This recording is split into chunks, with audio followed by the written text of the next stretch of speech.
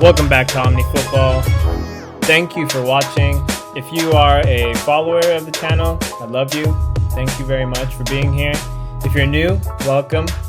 We're happy to have you. Today is a very special podcast. It's the second of this new series. And before I continue on with the podcast, I do have to acknowledge that the name of the podcast will be different moving forward. It's going to be under a different name, and that name will be in the description down below.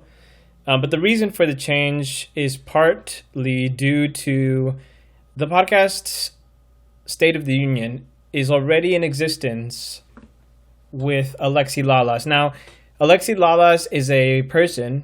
It's the name of a person, and that person used to play for the Galaxy. And so he has his own podcast, and it is called State of the Union. So just to not step on anyone's toes, this one's going to be a little bit different, but we're still maintaining the Omni Football brand. Everything, always soccer and football related. So with that said, I would like to acknowledge James Naismith. Now, James Naismith is maybe a person you may not have ever heard of, but James Naismith, born 1861, was a Canadian-American physical educator, physician, chaplain, and coach who also invented the game of basketball.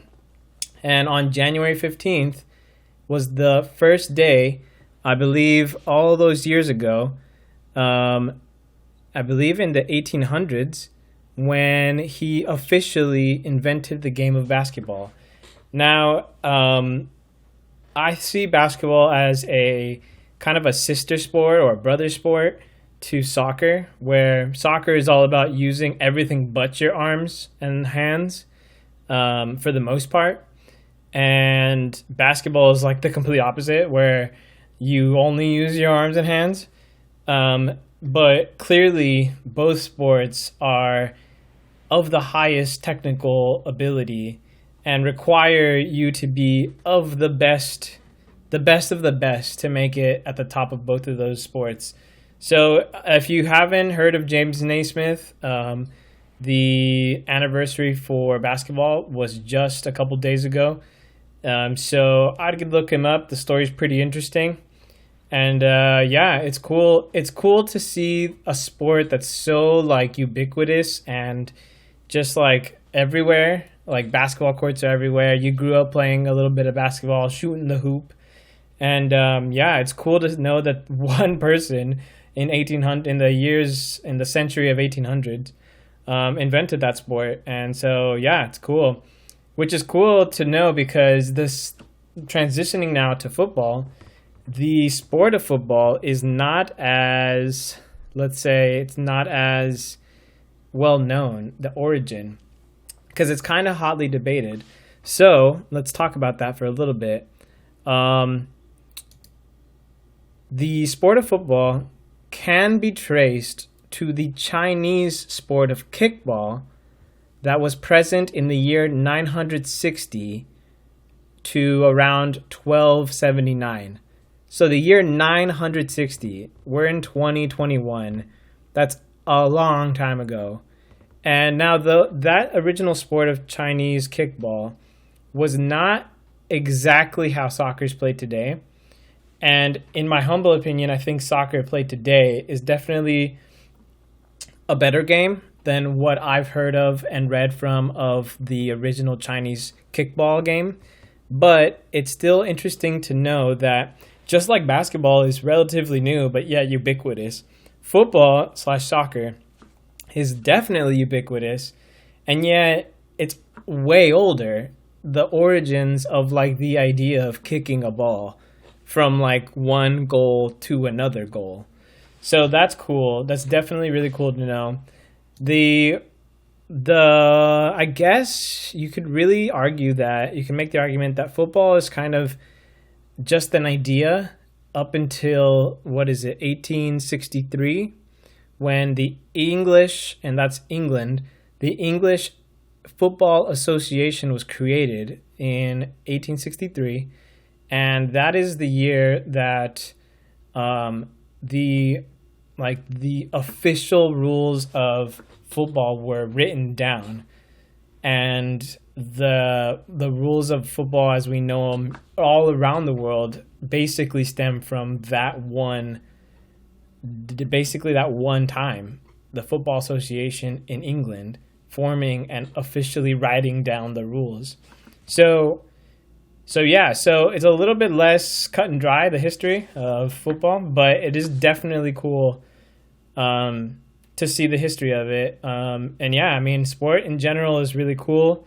I don't know really more than that at the moment, and I didn't get really prepared for any other sports histories, and that's not really what the podcast is about, but I thought that it was a cool moment, January 15th, for basketball. And so it just kind of spurred the curiosity of where football came from. And yeah, and also I think 1863, is also when the Emancipation Proclamation was signed in the newborn United States. So check that out. That was a very historic year, apparently. So yeah. But anyways, welcome. I just wanted to open up with that because I thought that was really interesting.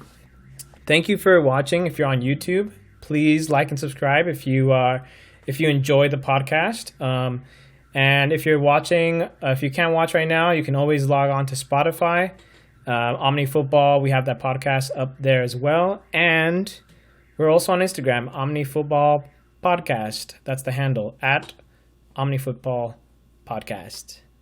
So yeah, today I'm going to be walking through a little bit of soccer in general, a little bit of football in general, and then we're going to talk about the Major League Soccer, MLS, towards the end of the program. But I wanted to talk to you about a specific idea that came up. So I was watching another football channel recently on YouTube called Tifo Football. And Tifo Football, Tifo, Tifo Football is probably the best YouTube channel for soccer, partly because they have excellent writers and are a team of journalists, and their videos are very easy to watch because they're kind of like hand-drawn and animated. So if you do have a chance, I would definitely recommend taking a look at Tifo Football. And specifically, I'll link down below the video that I'm talking about, but it specifically talks about whether or not soccer goals should be bigger than they are now. Now, if you haven't stood in a soccer goal in a moment or in a while, you may have forgotten that they're huge. They're really, really, really big. And they, I believe, and this, should have probably got the exact measurements, but I believe the rules state that they're supposed to be 24 feet along the ground between posts and 8 feet above the ground that connect the two posts. So it's 24 by 8. Now, most people aren't 8 feet tall, and definitely no one's 24 feet wide. So if you are able, and if you're able to go to a park or are somewhere in the vicinity of a soccer goal, go stand in it, and you'll see how large they are. And the Tifo Football video that I'm talking about was talking about how they got to that dimension for being the official goal of a soccer goal, and whether or not it should be that. Because back when the English FA were creating the goals, they, according to Tifo, they were kind of scientific, but also kind of pseudo-scientific about the dimensions. So Yeah, so they took a look at the differences between, let's say, men and the heights of goalies in the early days of soccer, as opposed to now, where over those years from when soccer was started to when it is now, the average man goalkeeper has been higher and higher, basically as a trend. So, like, for example, let's say, I think in the video they mentioned the average goalie 100 years ago was like 5'7". Now it's closer to 6 foot.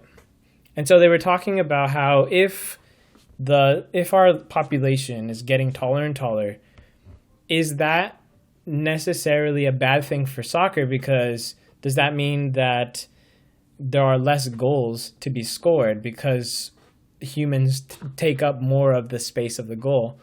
And I found it really interesting that for both men and women and their average heights of goalies, it really doesn't make a huge difference how tall you are, because most of the goals that are scored on a goal are actually low. They're actually low goals. So if you picture the goal as a rectangle, right, on its side on the ground, you can see, right, you could score the right side, you could score on the left side, you could score towards the top of the goal, you could score towards the bottom of the goal, or in the center of the goal. Now, if a goalkeeper is tall, they're more likely to get and save goals that are at the top of the goal. But if they're taller, it also makes it harder for them to block goals that are lower towards the ground of the goal. And that's actually, statistically, that's actually where most of the goals are scored, along the ground towards the posts, both right and left. So the bottom right corner and the bottom left corner are where most goals are scored. So it was just interesting to hear how, although the goal size of soccer, 24/8 roughly, isn't necessarily scientific, even if as a population humans keep growing, we aren't necessarily any better for it as a goalkeeper for those goals, because we grow up and we don't usually grow wide, right? And even if we did grow wide, it's not going to be enough to cover 24 feet in length. So yeah, so that was really interesting. Definitely after this video, if you're still bored at work, definitely go take a look at that Tifo Football and their channel in general. I highly rate them. They are what I aspire to be. So that was really interesting. I just find that it's really interesting to hear how soccer is, especially at least the goals and the official dimensions of them, are really kind of the perfect size for both men and women. No matter how tall or short you are, you still have generally the same ability to save the goal or save a shot on target. And really, it also just kind of points out that soccer goals are really, really, really big. So yeah, so I thought that was really interesting. So moving on from that, I also do have a little bit of a gift for you. If you're watching on YouTube, you can head over to the description, and I have attempted to put a picture of a map of the United States that I created for you. So I should be able to upload some kind of host or picture here. There should be a link to it where you can download this picture. But it basically is the United States, relatively, the map of the United States, and all the teams and their subsequent logos that are going to be present in the United States in 2023. So if you are able to take a look at it, it's up on YouTube. If you're listening, you're more than welcome to head to YouTube. It should be there. And yeah, so I created this for you. Part of it was already made online, but I edited and changed it. So this is my photo. And yeah, so this should give you a rough idea geographically about where all the teams will be in 2023. And it's also interesting because there was once a long time ago, not a long time ago, but in 2013, I think there was a commission to explore the idea of the United States and how we could create a rail system for people rather than for, let's say, commercial use, but for people's use for traveling. Because if you haven't noticed, like I mentioned before, the United States is huge. It's nearly 3,000 miles from coast to coast, nearly, and it's not a straight shot either. So really, a train system, a rail system, would be ideal for people to get from one place to another place. Now, why do I say this? So if you look at the map of the United States and you look at the map of all the teams that are out here, you will see that although there's a good amount of clustering going on, definitely from West Coast and East Coast, the East Coast definitely has more of a clustering, and that could be geographic, where there's definitely a mountain range that comes down from the northeast down towards around Texas. And then where Real Salt Lake and Colorado are, there's like kind of a barren Midwest kind of flat place that not really many big cities are there. And it's interesting too, because if you think about it, if you look at the map, there really is only two teams in this Midwest fourth of the country, and it's Real Salt Lake and Colorado Rapids. Now, why may that be interesting? Because Real Salt Lake is near Salt Lake, which is, I believe, the largest saltwater body I think inland, if I'm not mistaken, at least in the Western Hemisphere, I believe. And the Colorado Rapids are based in Colorado, which is all about the Rocky Mountains. And maybe those are the only 2 points of interest, and maybe that's why there's only those two teams. But yeah, that's definitely one of the places in that area that is kind of barren. But everywhere else has some clustering. However, there is a necessity for teams on the west side of the nation to play teams that are on the east side of the nation. And in my opinion, I think that the more supporters of a specific team that show up to an away game, the better the atmosphere is in general. And we know, at least in 2020 and 2021, that atmosphere is definitely a huge part of the game of soccer, and indeed all sports. But definitely, I think it's very apparent in soccer as well, because we're talking about 20,000 plus people at the stadium, cheering on their team. And it's definitely apparent when, like right now in a pandemic, they're not there. And so there's no audience or there's no energy coming from a spectator's point of view pushing their team on to try and do better. And when that is present in a team and a game, you definitely can feel it. You definitely see it also on the pitch, on the soccer field. There is definitely more energy, more willingness from the players to do better, to run harder, to kick harder, to do all the things better than if, let's say, they're in like a park, right, with no one watching. You have less incentive to do what you need to do.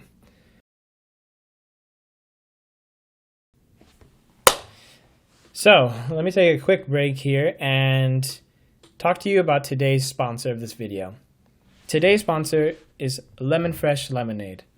Made with real sugar and gluten-free water, Lemon Fresh Lemonade is the best lemonade.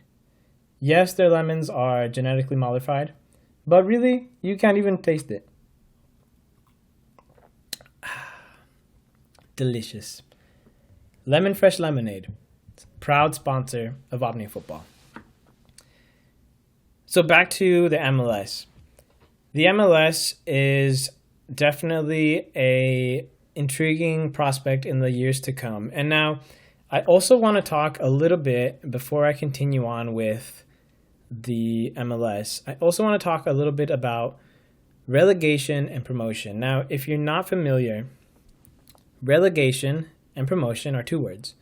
These two English words mean very specific things. Now, let's say we have a team of 30 teams, a league of 30 teams, and at the end of the season, one team is at the top, the rest are ranked, and then the worst team that performed that year is at the bottom of the table. And let's say all those 30 teams are put in a table, right? Relegation in the world of soccer, especially in Europe, means that what we do is we chop the 3 lowest teams on the table and we say, hey, thanks for trying, but you're not good enough. You're being relegated down to the division below for the next season. And we'll go to the division below and we'll say, hey, give us your top 3 teams. They're going to join our league next season. That's called promotion. They're promoted to the next level.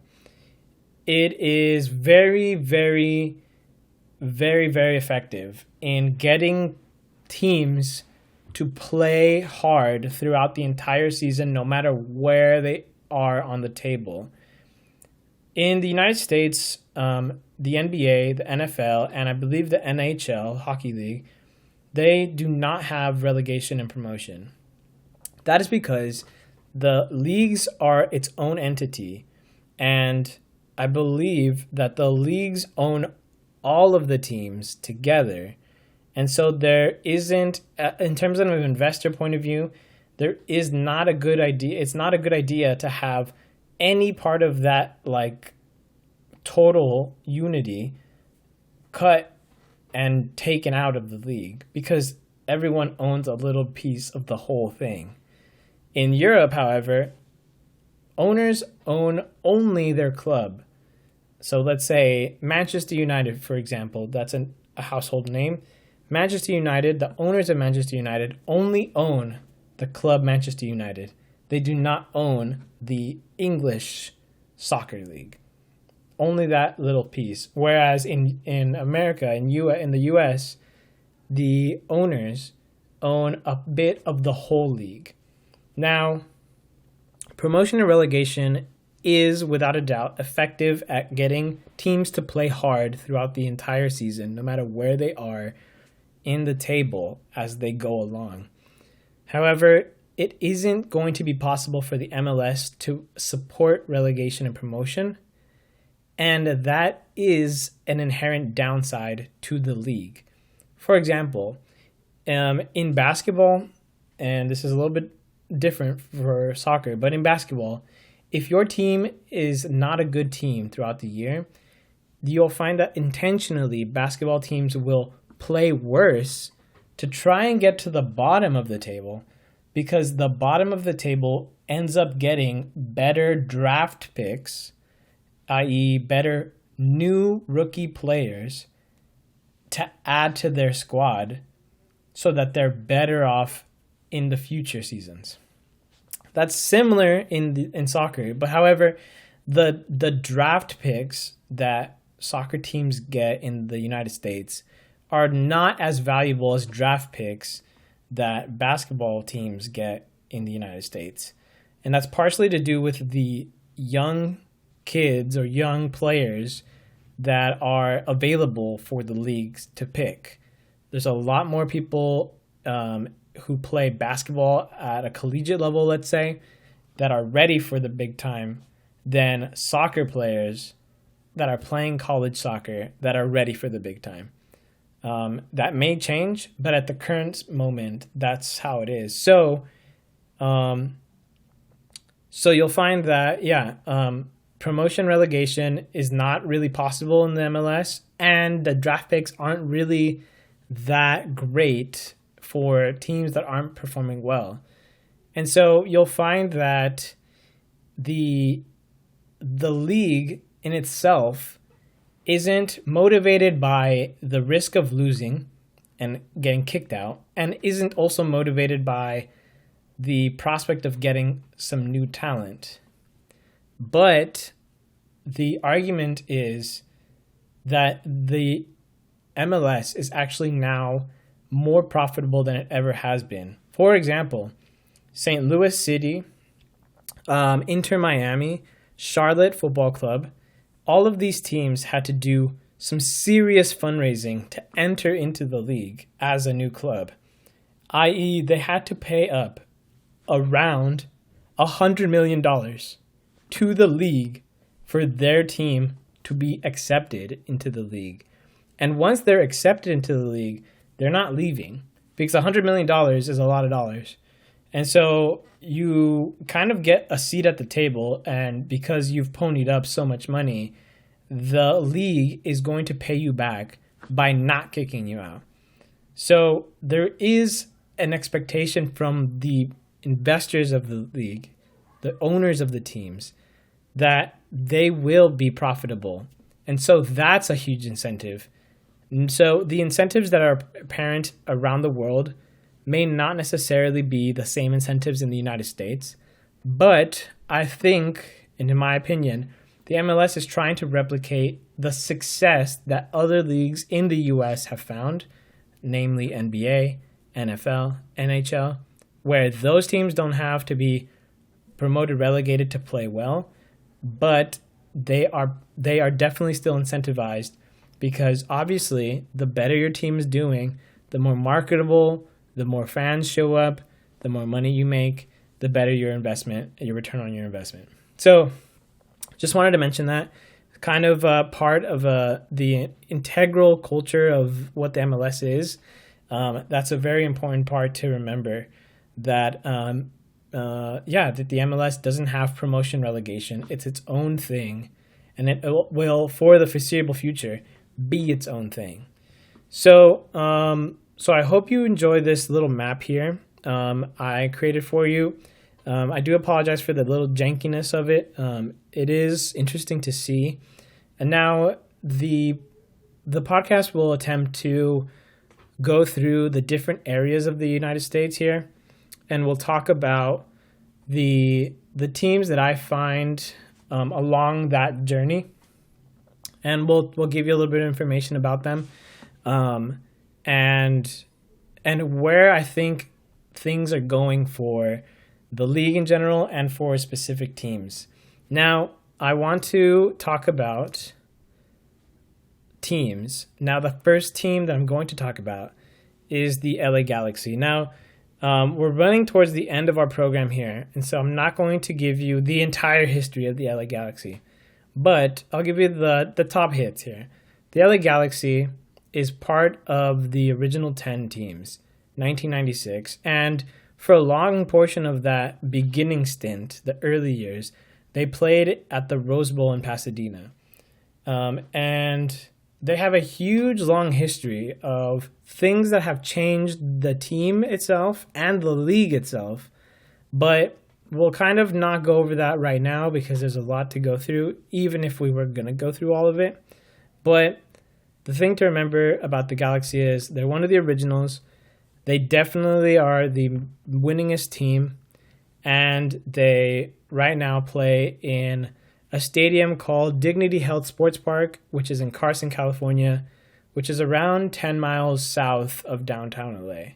So they're in LA County, and that's where they play right now. Another team that I'd like to talk about here, the San Jose Earthquakes. They're also, I believe, yes, they were one of the originals.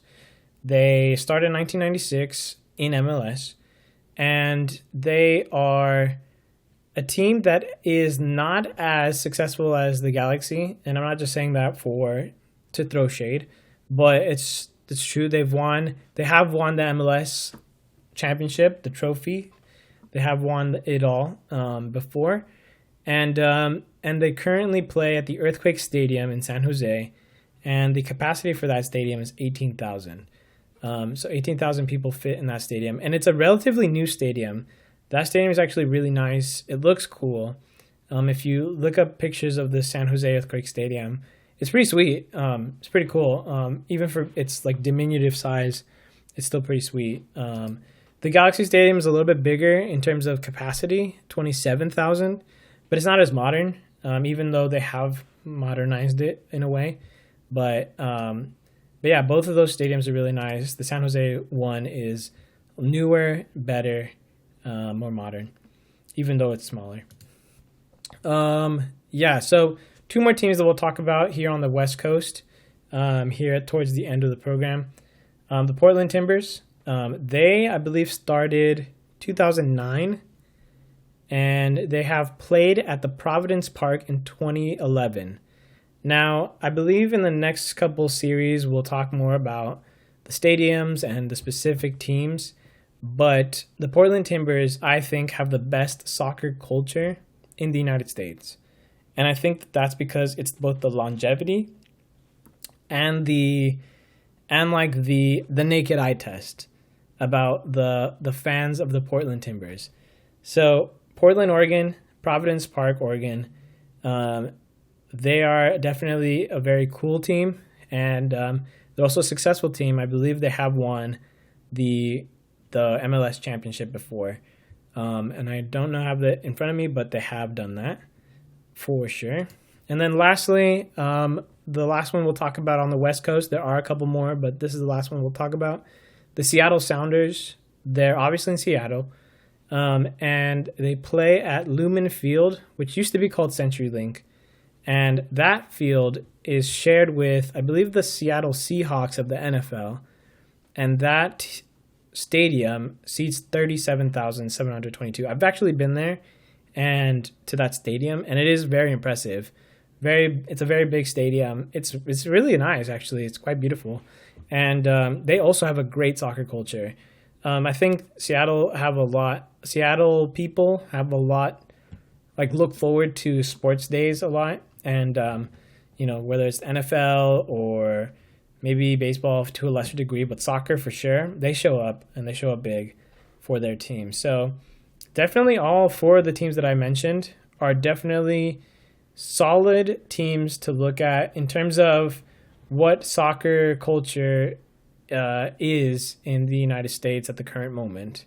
And we'll definitely talk about some others that have great culture as well, some on the West Coast, and also obviously more throughout the nation.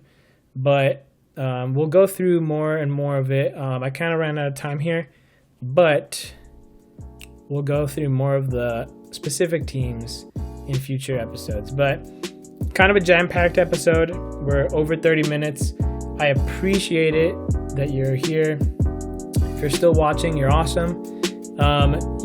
Make sure you catch us on YouTube, Instagram, Spotify.